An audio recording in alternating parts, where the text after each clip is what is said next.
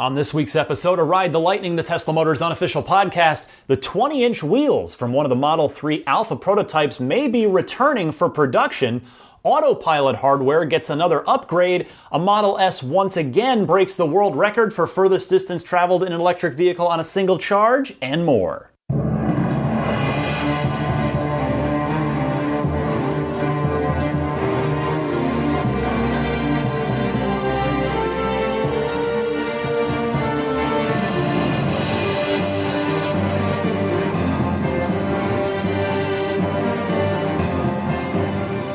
Howdy friends, Ryan McCaffrey here with you for episode number 106 of Ride the Lightning, the Tesla Motors unofficial podcast for August 13th, 2017.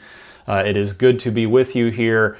And in fact, seemingly a lot of new folks joining the Ride the Lightning party as well. Hopefully just giving the show a try, and hopefully you'll decide to stick with it, because the last two episodes since the Model 3 delivery event have been two of my most downloaded ever, which I'm extremely grateful for. So thank you to, of course, to everybody who's stuck with me, who's been with me for a while here, keeping up with the world of Tesla. And if you are new, if you're just checking it out for the first time, I hope you're going to stick around, and hopefully you are enjoying yourself. So no shortage of Tesla news once again here in the wake of the Model 3 delivery event, as the cars are starting to slowly trickle out into the wild from, of course, their new Tesla employee owners. They've been photographed a bit here and there out in California, out in the real world, and also release candidates continue to be photographed running about, still doing testing of various sorts as well. In fact, that is where I want to begin, because this one is very, very near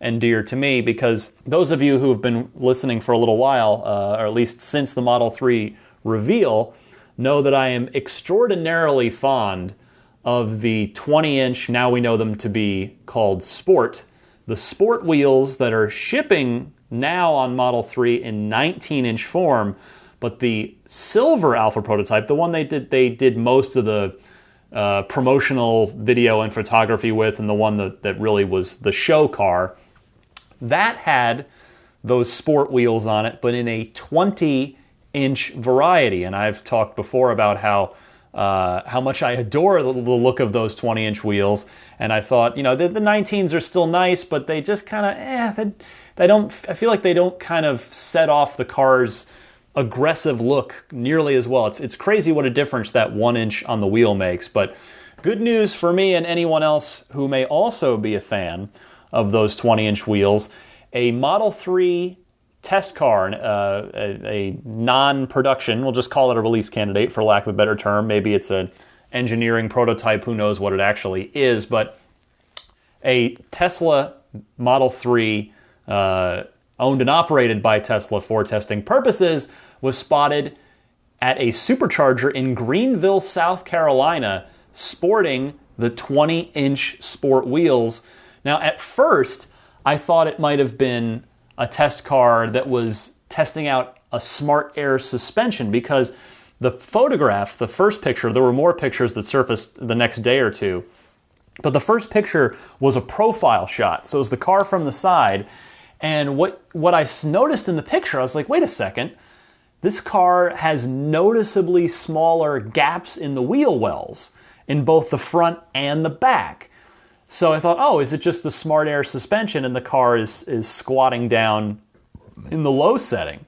But it appears, in fact, that no, should take a closer look. My friend Trevor Page noting, hey, actually, those look like bigger wheels, 20-inch wheels, rather than the car sitting lower. And sure enough, I went and looked at a profile photo of one of the production cars that has the 19-inch versions of that exact same Sport wheel, and then looked again, compared it to this release candidate with the purported 20-inch wheels, and sure enough, there is a clear distinction between the two. The subsequent photos that I alluded to a moment ago of the same car, it was a red release candidate, at a different supercharger in the same area, they confirm that it is not a fake Photoshop job. You can see actually some writing on the tires, like with arrows pointing to the wheels. So they are clearly testing them out. They're who knows what kind of tests they're doing, but they're focused. There is some clear work being done with those wheels. And again, considering that the 20s literally have not been seen since the alpha prototype, i.e. they've never been spotted on any other release candidate prior to the car's release, this to me would seem to indicate that Tesla is testing them for future public release, because why else would they be on the car? Why else would they have manufactured another set of them and thrown them on a release candidate if they didn't intend to make them? Now, I know it's not a guarantee. There could be, they might decide, oh, no, these make too big of a range hit, or, I mean, that didn't stop them from putting 22s on the Model X. So I think there is an extraordinarily good chance that these are actually going to get made, which thrills me, because again, if you get a chance to take a look at the picture, I encourage you to do so. And really, and just, again, it's pretty subtle, but if you look at the car, it really sets off the car and the stance of the car, and again, the aggression, the how aggressive the car looks. I really think that extra inch on those 20s goes a long, long way. And so that leads now immediately to, well, how much are they going to cost? My guess, and of course that's all it is at this point, is a guess. We know that the 19-inch sport wheels are a $1,500 upgrade over the 18-inch aero wheels that come by default on the Model 3. So I'm going to just fathom a guess that the 20-inch sport wheels would cost another $1,500 over the sport wheels. So I think it's going to be $3,000 if you want to skip to the 20-inch wheels off of, from the default. I mean, to get 21-inch turbines on the Model S, it is a $4,500 upgrade. The upgrade packages, some of them are cheaper on the Model 3. If in this case the wheels are a smaller size. So I don't know. If maybe I'm a little too conservative on that. Maybe they're going to be a little more, but I'm thinking, about $3,000 sounds about right. And just on that note, to continue this thread for one more minute, my guess now, if you are playing the waiting game for either dual motor or performance, if you are hanging back and trying to figure out what your budget's going to be, the good news is, of course, we know a lot. The fully loaded car as is today in the long-range battery rear-wheel drive configuration is $59,500 before any tax incentives, which may or may not still be there when it comes time for Tesla to actually start shipping dual motor and performance versions. My guess, I've said this before, but I suspect that the dual motor upgrade will be about $4,000 on Model 3. Elon had said last year on Twitter that the dual motor upgrade would cost less on the 3 than it does on the S, and it's a $5,000 upgrade there. So thinking $4,000 for that, the aforementioned $1,500 on top of the 19-inch $1,500 wheel upgrade for the 20-inch wheels. And then just, again, really just hazarding a guess on this, but I'm thinking maybe $20,000 for the performance upgrade, which would take the car, if you checked every box, including full self-driving, which we've talked a lot about in the past in the Ride the Lightning hotline, you guys with your opinions, and I share it myself. It's like, well, is full self-driving worth paying the $3,000 for up front when we really have just no timeline at all on when that money would start to get paid back in the form of the feature that you're paying for? But in any case, if you check every single box, including that $3,000 for full self-driving, my best estimate is that we're looking at $85,000 for a maxed out, ludicrous Model 3. I actually made a little spreadsheet to help track myself and see, what other configurations would be possible and how much those would cost. And the other thing I threw on there was, well, maybe Tesla will do a spoiler for the performance as well, an optional spoiler because they have one on the S. Of course, with the X, it's built into every single Model X, so there's no extra cost there. But And I figure if Tesla does a spoiler, it's 1,000 on the S. I'm thinking, maybe it'll be 500 on the 3. It might not be a carbon fiber one. So, my best guess, not best guessed, is 85.5 if they do a spoiler with, odds are I'm wrong there somewhere.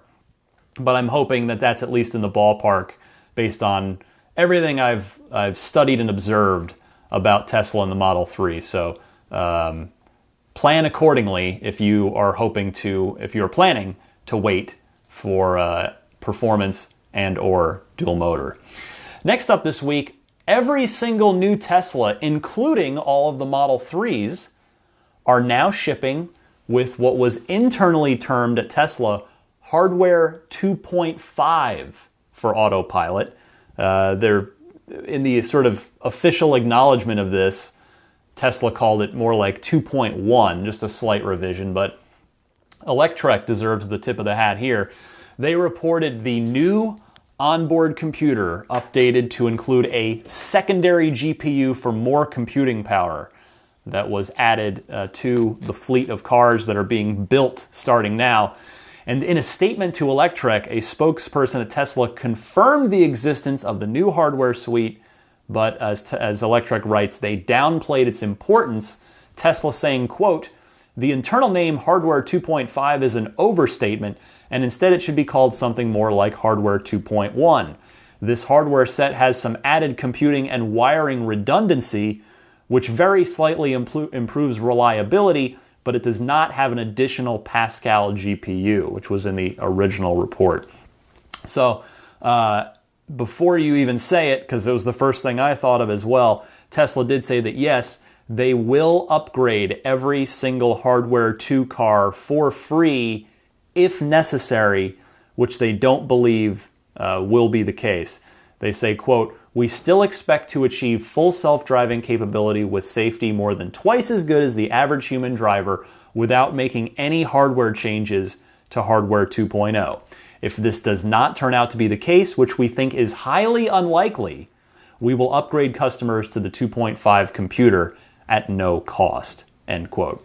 That is the correct answer on Tesla's part, and that is why, again, I've said many times that they tend to do the right thing, in my opinion, more often than not, and here they are. They're good for them. They're getting right out in front of this and not leaving room for any speculation to run wild or any confusing or misleading statements. They state very, very clearly, we don't think that this 2.5 will be required for full self-driving, but if it is, we'll just upgrade the entire Hardware 2.0 fleet, which is now almost, what are we going on? Almost a year's worth of cars. So we shall see how that plays out in the coming years there. Considering how many times Tesla has publicly talked about how Hardware 2 is everything needed for full self-driving, there would justifiably be a riot if Tesla tried to charge any more money from people to actually get the Hardware 2 up to snuff. So glad Tesla's doing the right thing on this, and it's very cool that all of our Model 3s will have this latest hardware in there. Next this week, EPA filings dug up by the Tesla sleuths of the internet reveal that the long-range Model 3 seemingly has an 80 kilowatt-hour battery. But Elon then said on an investor call this week, which I apologize, there's no public recording of it, otherwise I would have pulled the clip and played it for you. He says that it was more like 75 kilowatt hours and that the smaller pack, the standard pack, is, quote, just over 50 kilowatt hours. So I wonder if it's maybe, because the EPA isn't exactly the National Enquirer. I mean, they're an official regulatory agency of the United States government. So I wonder if it's 75 kilowatt hours that are usable, or 76, something like that are usable in the pack, but it is actually an 80 kilowatt hour pack. It also not only explains why Tesla doesn't want to talk pack sizes anymore, because if it is in fact bigger than the 75 kilowatt hour pack in the base Model S, that would certainly not make a lot of people want to buy the Model S if they could get, you know, a bigger pack in a much cheaper car. But also, this could also explain why Tesla is seemingly now shipping new Model S 75s with software-locked 85 kilowatt-hour packs. And I'll tell you, you know, the 80, we'd kind of been thinking 75. That's Elon had said on Twitter, oh, you know, 75 is the most we can cram in there. I mean, if it is actually an 80 kilowatt-hour pack, even if only 75, 76 of it's usable, that's still a bigger pack than pretty much anybody guessed. So very cool to see the long-range Model 3. Tesla is pulling no punches with that car from a range perspective.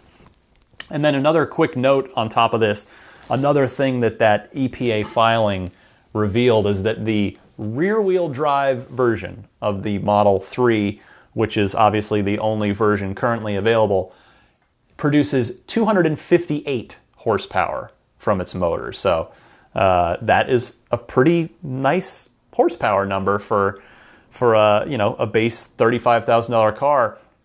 Although, you know, to me, feel free to disagree with me, I feel like in the electric age of cars that we're heading into, I kind of feel like horsepower is less and less relevant of a number, and I actually feel like that applies to the ICE world as well, because technology is advancing engines, even, you know, beyond just electric vehicles.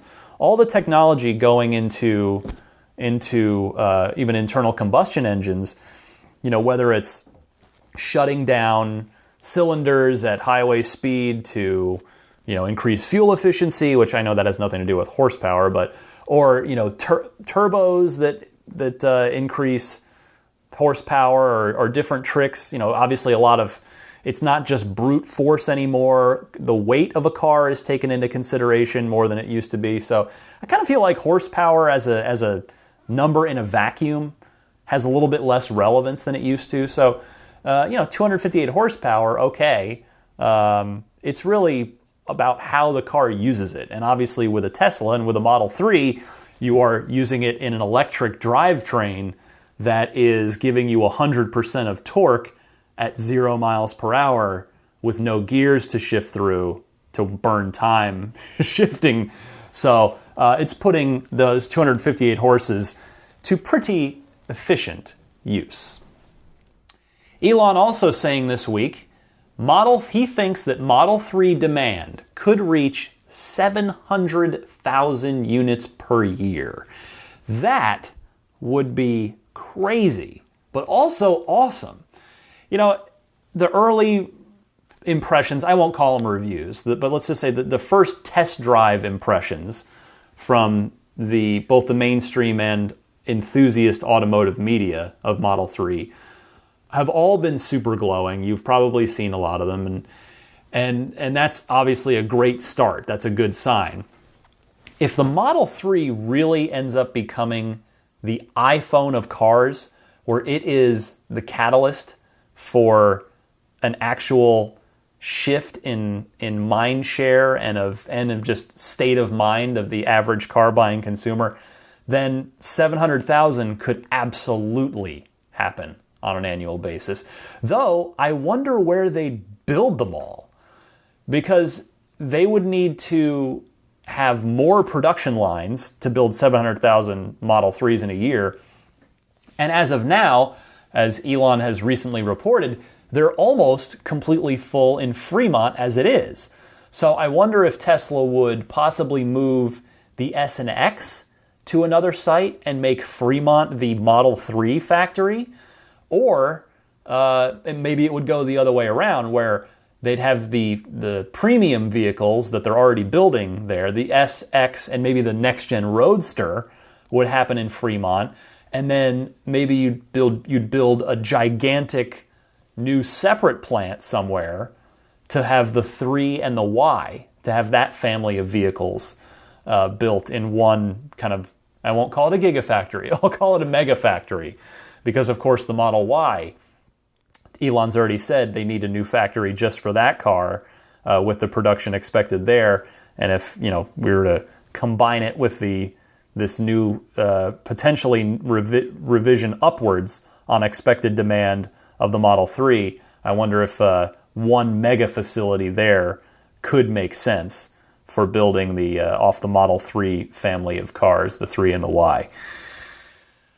Also this week, Elon saying that he is sorting out the something special for day one Model 3 reservation holders that both myself and our own Patreon producer Alexi Heft, loyal listener to the podcast, have tweeted and gotten responses from Elon about.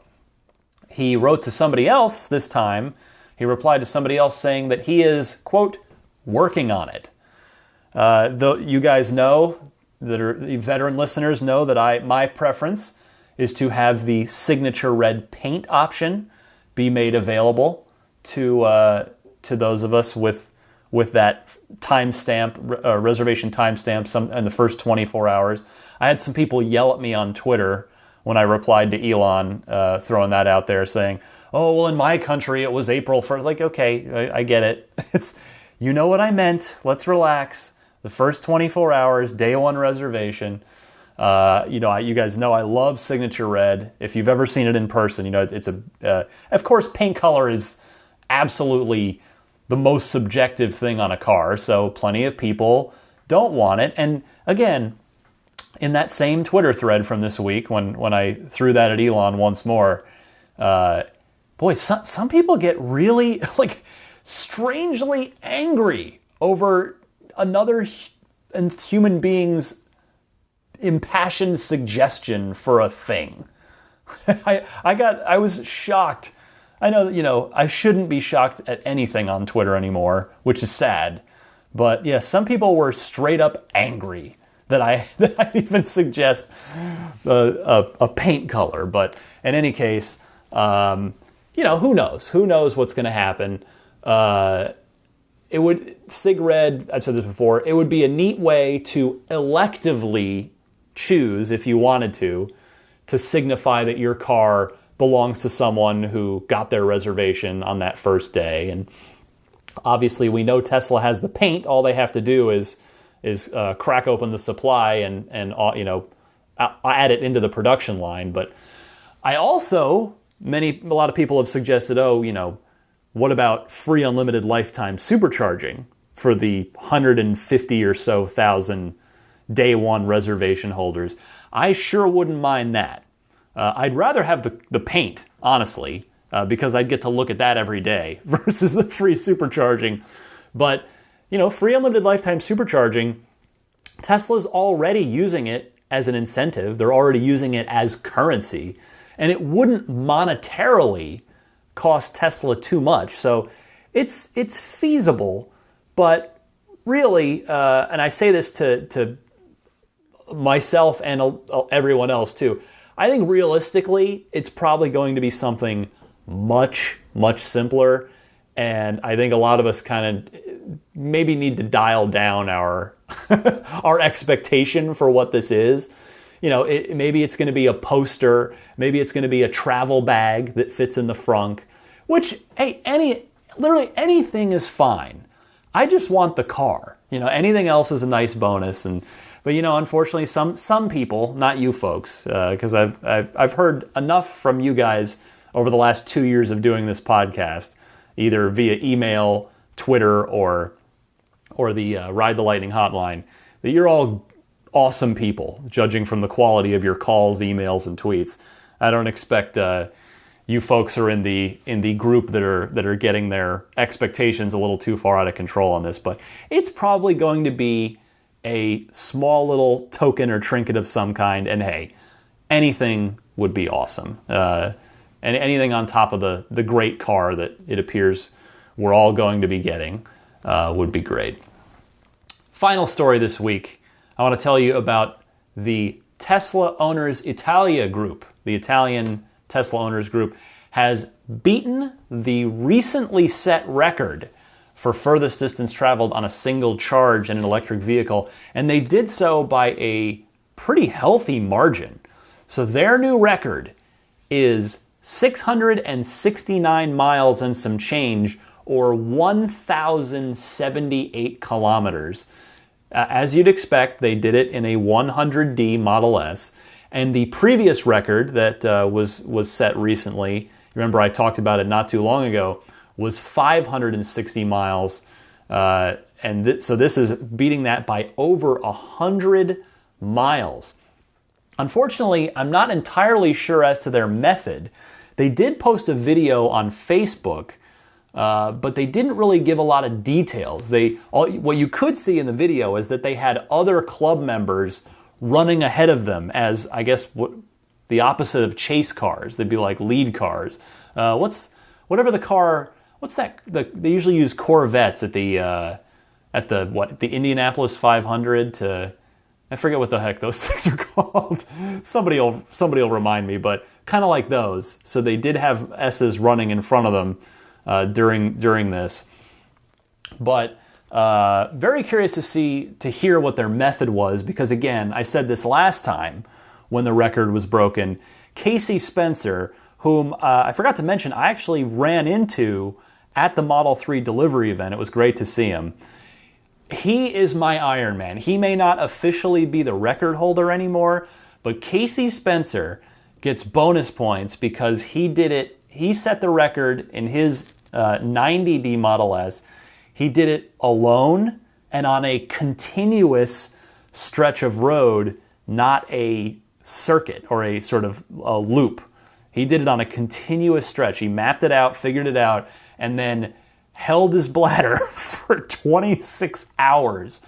So Casey Spencer is still my hero in the hypermiling department of electric vehicles. So hats off to you, Casey. But seriously, good. I mean, it's hats off, kudos to the Italian Tesla owners group as well for mapping this out, figuring it out, and getting just such an incredible number, 669 miles. That's actually exactly twice as far as the car's EPA rated range. It's 335, so it's like exactly within less than a mile of doubling the rated range. So good job to the Tesla group in Italy. All right. That wraps it up for the news this week. I'm going to come right back, and guess what? A whole bunch of awesome phone calls from you guys in the Ride the Lightning hotline right after this.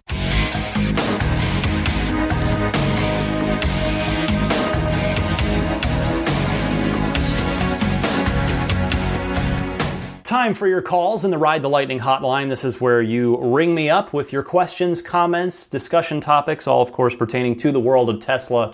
And you can do that by recording something right into your smartphone and emailing me the file. TeslaPodcast@gmail.com is the email address to send those to. Alternatively, you can use the very quick and easy to use Ride the Lightning hotline, which is a toll-free number, 1-888-989-8752. That's 1-888-989-TSLA. And if you know someone special with an upcoming birthday, anniversary, graduation, or some other special occasion, you can give them a unique gift of recorded voices from friends and family telling them why they're special. The recordings can be podcasted or put onto a keepsake. Visit lifeonrecord.com to learn more. Let's kick it off with Logan in Jacksonville, who has a interior-exterior little color combo question. Well, maybe a little subjective, but let's see if we can help him out. Logan, go ahead. Hi, Ryan. It's Logan from Jacksonville again here. And I just called in with the interesting question because I've never seen it personally. I'm curious. I want to get the black Model 3, but the white interior looks really good. Does the white interior look weird on dark cars when you're standing outside of the car? Does it kind of contrast in an interesting and odd way that you wouldn't find desirable? I know that these things are very subjective, so it's probably up to personal opinion, but I was just curious if you had one on that. And I also wanted to say I really enjoyed having Trevor on the last podcast. You do a great job by yourself, but if you mix it up with a guest every once in a while, I think we'd all really like that because they do a great job. Keep up the good work. Thanks, Logan. And yes, I enjoyed Trevor on this show very much too. We had a good time together.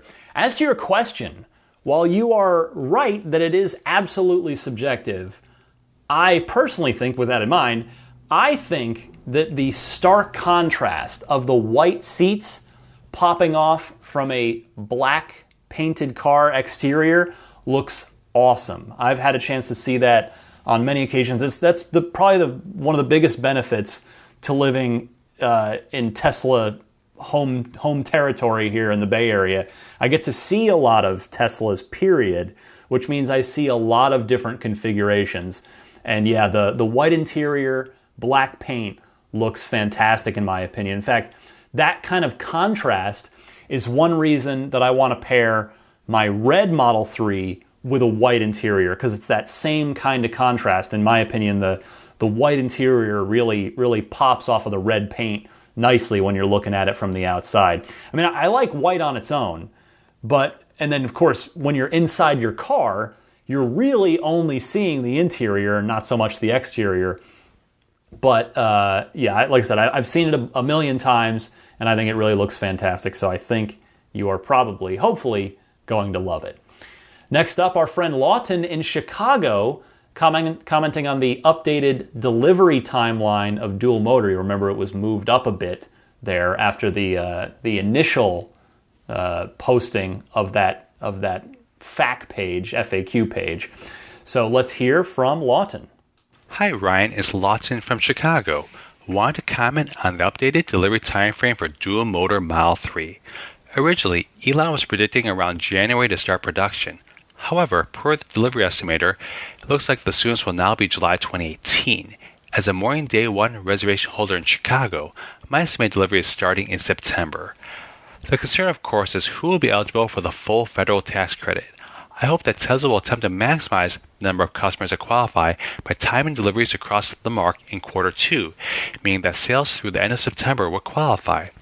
The question is, if you select the dual motor model and later change your mind to go for the rear-wheel drive version to try to maximize the tax credit, how does that affect your place in line? Another factor to budget for is that for early dual motor models, Tesla may require the purchase of the long-range option and/or the premium package. Personally, I feel the wait for the dual motor model is worth it for the added performance and improved handling. However, the ability to drive a base Model 3 in January 2018 for around $28,000 after a federal tax credit is amazing value and tempting. Keep up the great work. Look forward to your thoughts. Lawton, I want to cut to the question that you had in there, which is about whether or not Tesla will force the initial dual motor buyers to also have the long-range battery and or the premium package. I don't think that's going to be the case, and here's why. I have sort of my own thoughts on it, and then I have a much more concrete bit of evidence for you. So my thoughts are, the production ramp is all about adding options as they go. So I think that by the time they're producing dual motor cars, they'll already be offering base model cars and multiple interior options. We know at least black and white interior. So I think you're going to have more flexibility in your configuration by then. I could be wrong, but I feel pretty good about that based on everything Tesla's been saying. And here's the other part of what I was alluding to a moment ago. If you log into your My Tesla and you go to that reservation FAQ page that gives you your delivery estimate window, when you look at dual motor all-wheel drive over there on the right side of the screen, it says standard battery or long range battery. So it makes it pretty clear that you're going to be able to choose either one with to put dual motor on either one of those at the time of your order. So I think that's as good a sign as any right there. Next is Kurt from Belgium, who has a really, really good point / question that I had not even thought of with regard to the huge increase in production and production volume that Tesla is undertaking right now. Kurt, go ahead. Ryan, this is Kurt from Belgium. I'm calling with a question. So, 5,000 cars a week will be delivered in December. I wonder how they will charge all those cars. Will they charge them at the factory? Will take a long time, I think. Or will they be charged just a little bit, be delivered to the Tesla shops, and there they will be charged fully until so they can be delivered to the customer?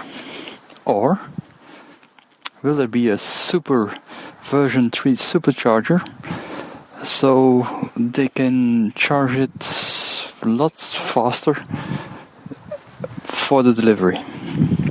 So that's my question. Love the show. Looking forward to your answer. Bye. This is a great topic, Kurt. I hadn't even really thought about this before, so I love this phone call from you. I think it's going to have to be a combination of everything you just said. I think some of the cars will just get supercharged at the Tesla factory. Almost certainly those cars belonging to customers who are taking factory delivery, because they're going to come right to the factory to get the car. But I think most will probably get charged up at the local delivery center where the customer is going to be picking the car up. Also, my understanding from reading reports from new owners picking up their cars, not Model 3s, mind you, but just Model S's, is that the cars don't always get delivered with a full charge. So you should probably be prepared for that possibility, not to have a full battery when you pick up your car. It's possible. I'm not saying it's going to happen, but yeah, you're right though. That is a lot of extra juice to plug in 5,000 cars a week that you're producing versus the 1,000 a week, 1,200 a week that Tesla makes now. So yeah, they're going to need some extra power come December. When they say they're going to get to that 5,000 cars a week, and then obviously into 2018 and beyond when they're at 10,000 a week and more. Next up, Matt from Bowling Green, Kentucky, calling in about the Model Y. He wants to talk about Model Y reservations, so let's do just that. Matt, you're on the air. Hey Ryan, this is Matt from Bowling Green, Kentucky, and I was calling about the Model 3 and Model Y reservations. So I'm looking to get a Model Y, and when you were talking about reservations, and lately you've been, the big thing is like, how early did you get your reservation in? And so I was thinking that, for the Model Y, I want to get my reservation in as early as I can. Well, I started thinking, how there's a lot of ways to disrupt the queue for Model 3, where, if you're an employee, you get priority. If you are a previous Tesla owner, you get priority. If you're West Coast, you get priority. I would assume the same things will happen with the Model Y. But I was thinking about something a little bit different that could also mess with the queue as well. And you were talking about the strain that the reservations are having on Model 3 and how there's so many and how it's going to take a while. And people are complaining that, their delivery date is next fall, or I don't think I've seen anything as far as the spring after, but, that's a possibility. But so I was thinking that maybe Tesla might offset that or kind of help that strain by giving priority to Model 3 reservation holders to Model Y. So say, for example, you want to move your reservation from a Model 3 to a Model Y, well, then you get to jump the queue from someone who doesn't have a reservation at all. So I just want to get your thought on that, see what you think, see if that's something that Tesla might do, and just want to get your feedback. So you're doing a great job. Keep up the great work. Bye. A couple of thoughts here, Matt. First, I don't think Tesla is going to give priority to folks transferring their Model 3 reservation over. And for one reason, I think that. It's because Tesla's already spent months, over a year in fact, trying to convert Model 3 reservation holders into Model S customers so that they can get those people's money into their bank account. Converting them from a reservation, a $1,000 reservation, to an actual sale. So I just don't see Tesla incentivizing people to further delay the day that those reservation holders get converted into an actual sale by letting them transfer their reservation or incentivizing them to transfer their reservation over to the Model Y. Also, I think we can reasonably assume that Tesla is going to be much better prepared for Model Y than they were for the absolute crush of demand that they got on March 31st with the Model 3. So I think we can expect a smoother process with hopefully shorter wait times on the Model Y once production starts. Thanks for the call, Matt. Next up, Kyle from New Jersey. He's calling in on his way to work, which is at the Tesla store, which is fantastic. He has some comments on that interior-facing camera that we learned about in the Model 3 from last week. So Kyle, take it away. Hey, Ryan, it's Kyle from New Jersey. Actually on my way to, my shift at Tesla. So just so you know, even though I am working there now, I still listen to your podcast to get a lot of my news about the company. So just to give you an idea of how valuable your information really is. Just paused at the part where we were discussing the interior-facing camera on the 3. And I was just talking about this with somebody the other day, and I think that there's a chance in the future it may be used in conjunction with face recognition, like some phones have now. And I feel like that'll help a lot when we get to the Tesla fleet and the network, because instead of having to worry about how people are going to get into your car and use it while it takes them somewhere, it will only take them where they need to go if it's the face of that person that has, scheduled to use your vehicle. So, just a thought. I hope that does happen, because that'd be a super cool thing to have in your car. So, all right, thanks, man. You're a smart man, Kyle, and I happen to think you are absolutely right on this. Theoretically, this could also be used with the actual owner of the car, or owners, if you have a maybe, husband, wife, whatever, whoever own the family that owns the car, having that camera be used to log you into your car when you sit down and load your driver profile just by recognizing your face.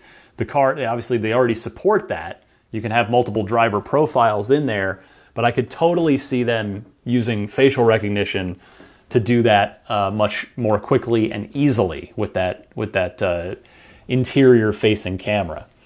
So thank you, Kyle. We'll go to Mike from Charlottesville. He's a very regular caller. We all know and love Mike. He actually has a question not so much for me, but for current Tesla owners, specifically those of you in cold weather winter climates. Mike, the floor is yours. Hey, Brian, this is Mike from Charlottesville again. So I know a lot of listeners are Model 3 reservation holders and may not be Tesla owners themselves. So I want to kind of pose this question to you and any Tesla owner that may be listening. In cold weather climates, what kind of percent loss on the battery would you expect to receive in cold weather climates, like harsh winters, maybe 20 degrees or below? Because obviously that's going to factor into everybody's purchase, and to know that information is going to be valuable to everybody. So thanks very much, and talk to you soon. Bye.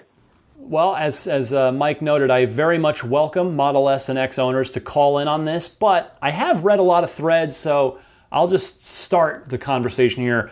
I believe the range penalty, depending on how cold the weather is, can be anywhere from 25% on up. Like, it is, to my understanding, it is a substantial penalty.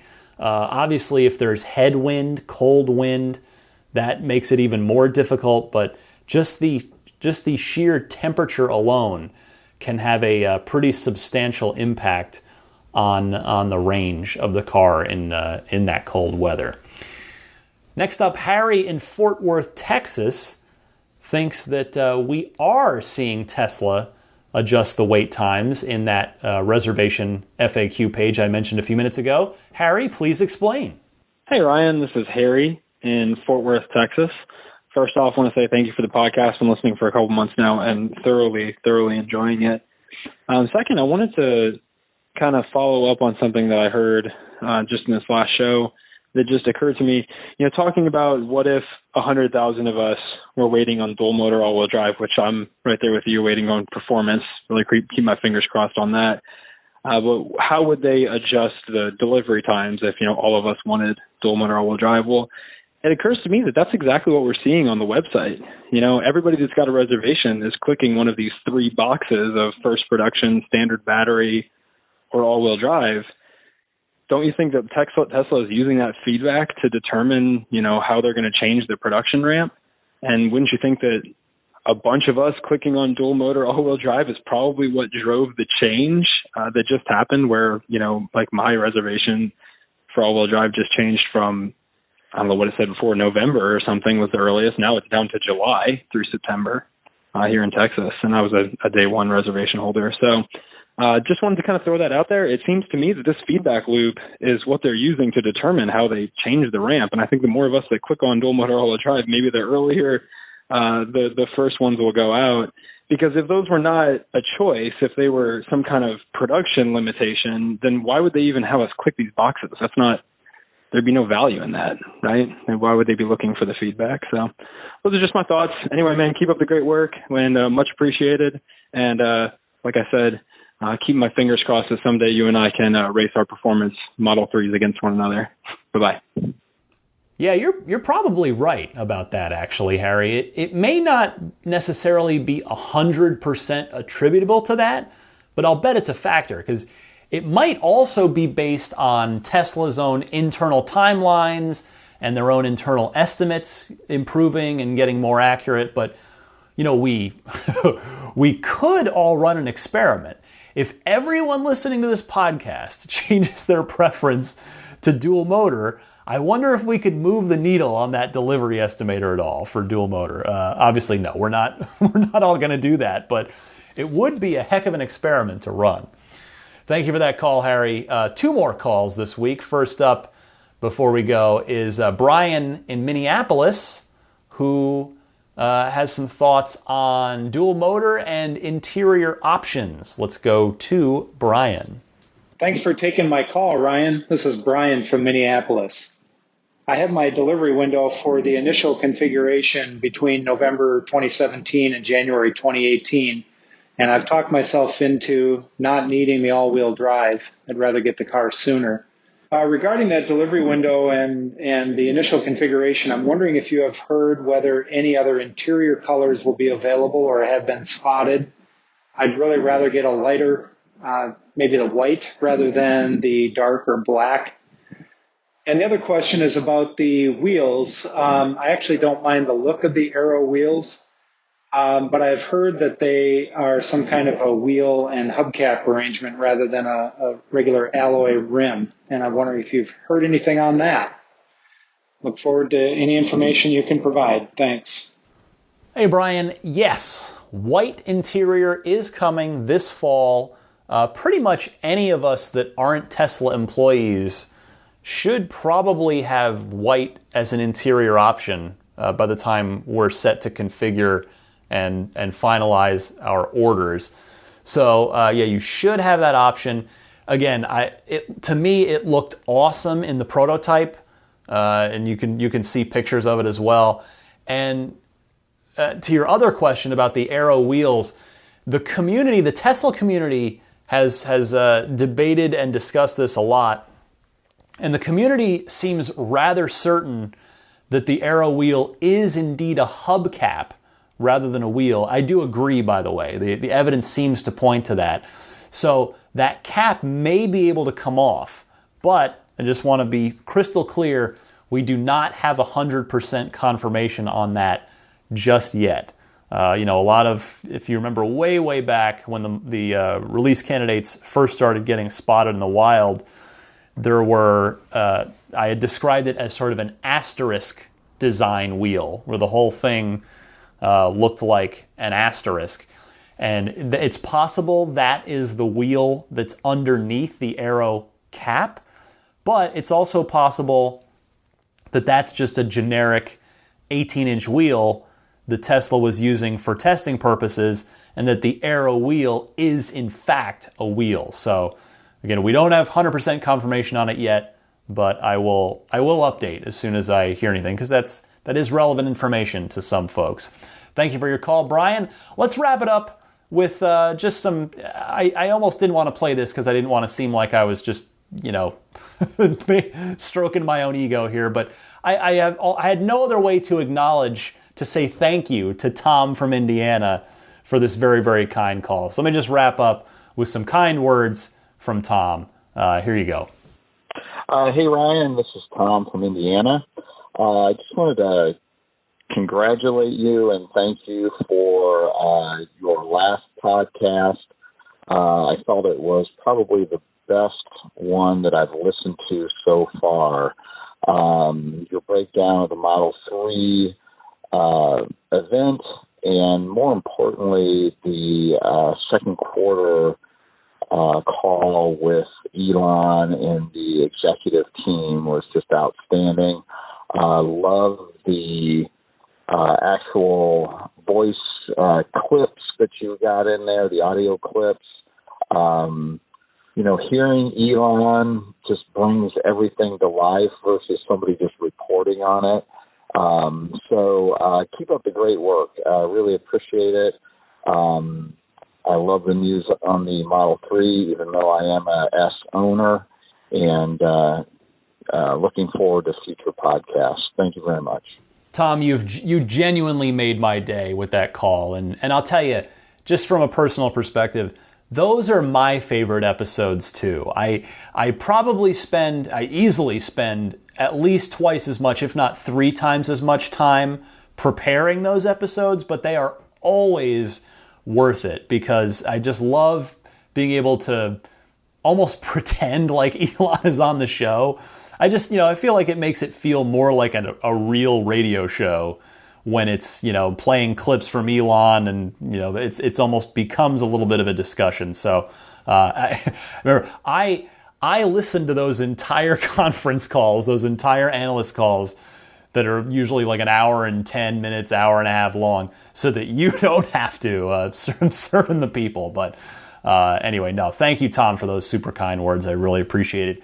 Again, if you want to call in to the Ride the Lightning hotline, I will say there were a number of other great calls this week that I just felt like didn't have time to wedge in, or else we would have been here for another hour and a half. So if you called in last week, there were many of you, and you did not hear your call, odds are it is probably going to the Patreon exclusive bonus show that I do once a month for the $10 and up Patreon backers.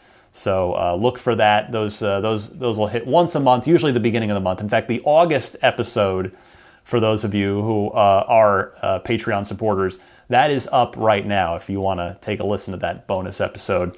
And if you want to call in, please do. Again, I encourage everybody to utilize that Ride the Lightning hotline, whether you want to use that toll-free number or just use your smartphone and email me the file. So again, you can email me, teslapodcast@gmail.com with the audio recording from your smartphone, or you can call in, leave the message on the Ride the Lightning hotline, 1-888-989-8752.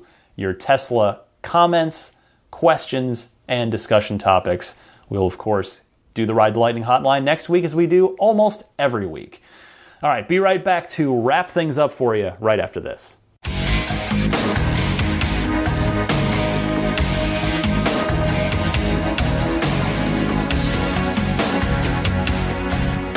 I mentioned the Patreon a minute ago. I'll just give the quick link here. If you do very much enjoy the podcast, you get a lot out of it, you might want to consider supporting me on Patreon. I would certainly very much appreciate even the consideration. And you can research that consideration on my Patreon page, which is patreon.com/Tesla Podcast. Patreon is spelled Patreon, pretty much how it sounds. I'll say thank you to the Patreon producers, the very kind folks who support me at the $20 level or higher every month. They are Jeff Bartram, Paul Hussey, DJ Harbaugh, Pete White, Wolfgang Obergen, George Cassiopo, ZL Klein, David Brander, Jonathan Wales, John Waltauer, Scott Gillis, Michael Lucas, Alexi Heft, Lisa Kaz, Michael Opray, Logan Willis, Matthew Parra, Michael Lester, John E. Ford, Robert Miracle, Kyle Stover, Vince Vaughn, John Lasher, Harold Plug, Jason Chalukas, Charlie Payne, Emotion Rentals, Richard Ouellette, Andreas Cohen, and Sean Fournier. Thank you all so much. If you're in the market for Tesla accessories for your car or yourself, check out abstractocean.com. And when you're done shopping there and you're in the checkout, use the coupon code RTL Podcast as all one word, RTL Podcast, and you will get 20% off of your order there. If you're buying a Tesla, get $1,000 off and free unlimited lifetime supercharging, courtesy of, we're using Gordon from Hawaii's referral code. And his code, which you just punch into your web browser, you type in ts.la/Gordon1872. And again, that's $1,000 off of your Tesla purchase, as well as that free unlimited lifetime supercharging. Follow me on Twitter at DMC_Ryan. Again, you can email me, teslapodcast@gmail.com. And most of you hopefully already subscribed to the podcast, but maybe if you're one of the newer listeners from the last couple weeks since the Model 3 delivery event, just subscribe. It's easier that way. Then the podcast downloads to you automatically without you having to seek it out. You can subscribe on most major podcast services, including iTunes, Google Play Music, Stitcher, TuneIn, or you can pick up the RSS feed as well, or grab individual MP3 downloads at the hosting site, which is teslapodcast.libsyn.com. All right, that wraps it up for me here on episode number 106. Another fun one, another great week, exciting week of Tesla news, lots more to chew on. The countdown is on now till a lot of you folks start getting your Model 3s here. We're into August. Some of you look, I think the earliest estimates for some of you West Coast Model S or X owners, you might see your car as soon as I think it was either September or October, right? So we are getting there. That's going to be really fun when you guys start to get your cars and you guys start calling in on the hotline with your impressions, and that's going to be. I can't wait to hear the joy in your voices. Like, that is going to be really, really fun. But in the meantime, I'll be with you here each and every week. New episodes drop Sundays at 9 a.m. Eastern Time. And until next week then, happy electric motoring. See you next time.